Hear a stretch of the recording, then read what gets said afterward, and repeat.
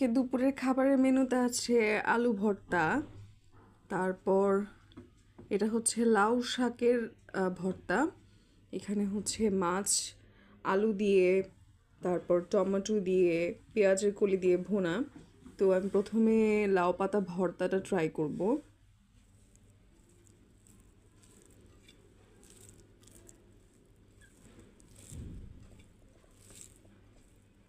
কালারটা দেখেছেন মাশাআল্লাহ কি সুন্দর এসছে।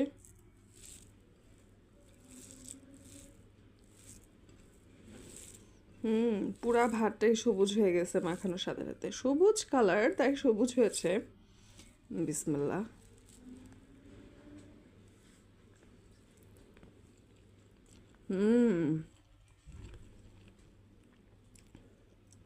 বাঙালি মানেই ভর্তা, এত মজা ভর্তা।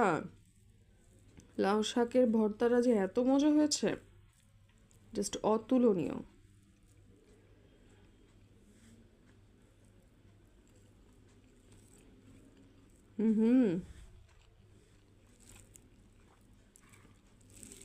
অনেক মজা। আমি সাথে একটু লেবু নিব।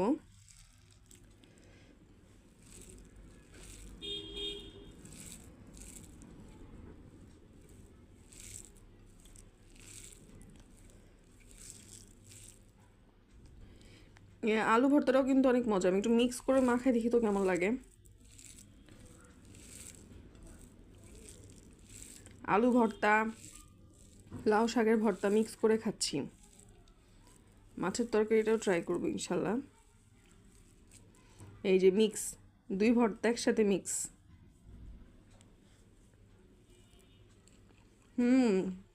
দারুণ,